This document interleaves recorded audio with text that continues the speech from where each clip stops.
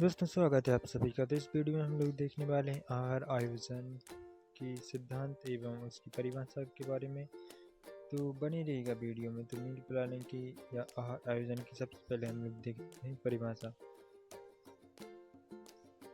तो आहार आयोजन सभी प्राय की पारिवारिक सदस्यों की आयु, लिंग, शारीरिक श्रम और स्वास्थ्य को ध्यान में रखते हुए विभिन्न खाद्य समूहों फूड ग्रुप्स में से खाद्य पदार्थों की आहार मात्रा को आहार में इस प्रकार से सम्मिलित करना जिससे कि परिवार के सभी सदस्यों को सभी आवश्यक पोषक तत्व पर्याप्त मात्रा में मिल सकें, या यह योजना परिवार के बजट के अनुकूल भी हो और भोजन रुचिकर, आकर्षक और सामाजिक सांस्कृतिक रूप से स्वीकार्य हो।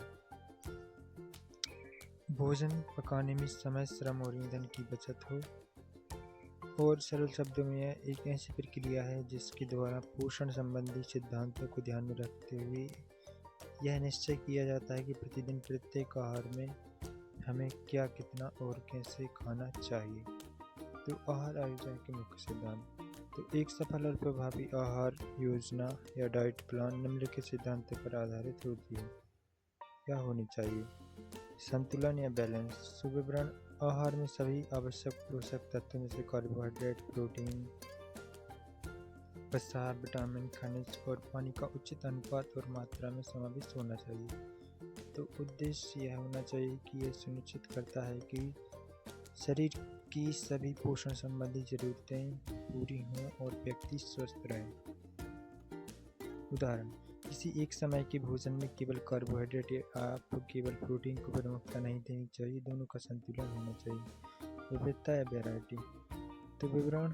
भोजन में अलग अलग खाद्य समूहों से विभिन्न प्रकार के खाद्य पदार्थों को शामिल करना चाहिए, न कि बार बार एक ही तरह का खाना।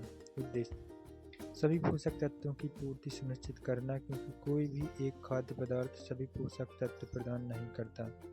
भोजन को रुचिकर और आकर्षक बनाना। उदाहरण, एक ही दिन या सप्ताह में अलग अलग सब्जियां, दालें और अनाज शामिल करना। परिवार के पोषण संबंधी आवश्यकताएं। Nutritional needs of the family. विवरण। आहार योजना बनाते समय परिवार के प्रत्येक सदस्य की विशेष आवश्यकताओं को ध्यान में रखना चाहिए। शामिल कारक। आयु। बच्चों, किशोरों, वयस्कों और बुजुर्गों की जरूरतें अलग अलग होती हैं। लिंग। पुरुषों और महिलाओं की कैलोरी और पोषण की जरूरतें विभिन्न होती हैं। शारीरिक गतिविधि। श्रम करने वाले मजदूर, खिलाड़ी या कम श्रम करने वाले ऑफिस में काम करने वाले लोगों के लिए अलग अलग ऊर्जा की आवश्यकता होती है। स्वास्थ्य स्थिति। गर्भवती, स्तनपान कराने वाली महिलाओं या किसी बीमारी से पीड़ित व्यक्ति के लिए विशेष आहार की योजना बनाना। बजट का ध्यान। विवरण। आहार योजना परिवार की आय के अनुरूप होनी चाहिए ताकि उपलब्ध धन का सर्वोत्तम तरीके से उपयोग किया जा सके। उद्देश्य पौष्टिक तत्वों से समझौता किए बिना सस्ते और मौसमी खाद्य पदार्थों को शामिल करके एक किफ़ायती और संतुलित आहार सुनिश्चित करना। अगला आ जाता है सामाजिक और सांस्कृतिक अनुकूलता। तो विवरण। भोजन को पारिवारिक और सामाजिक मान्यताओं, धार्मिक रीति रिवाजों और व्यक्तिगत रुचियों अरुचियों के अनुसार होना चाहिए। उदाहरण, शाकाहारी या मांसाहारी मान्यताओं का ध्यान रखना, त्योहारों पर विशेष प्रकार की व्यंजन शामिल करना। अधिकतम तृप्ति मूल्य। विवरण।